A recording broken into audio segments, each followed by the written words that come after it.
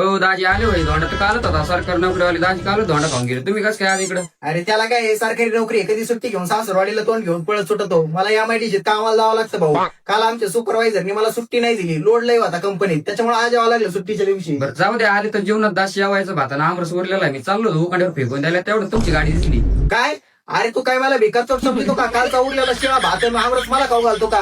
म्हणजे तुम्ही काय मला कमी समजिता का माझ्याकडे सरकारी नोकरी नाही म्हणून? अरे आजपर्यंत एमआयडीसीत मला 15,000 रुपये पेमेंट आहे, 2,000 रुपये पीएफ माझा कट होतोय महिन्याचा. अरे रोज 500 रुपयाची दारू पितोय, गव्हर्नमेंट जॉब वाले सारखं नाही. चाललो मी घरी, मला नाही खायचा आमरस तुझा. हो, बरं जाऊ दे दाजी, दुसरा करू तुमच्यासाठी, करू दे. याच्या आंब्याचा करीत असलं तर थांबवतो, नाही तर चाललो घरी म्हणून. हो दाजी, कसा होता आमरस? कसं म्हणजे? अरे मरणाचा पानचा आमरस होता. अरे ते आमरस नाही घरचं कुत्रा बी खायचं नाही, असा आमरस केलाय तुम्ही. बरं जाऊ द्या, धोंड्याला काय करता आलं? सरकारी नोकरीवाले दाजी रुसले होते, त्यांना केली 1 तोळ्याची अंगठी, सगळे पैसे तिकडे संपले.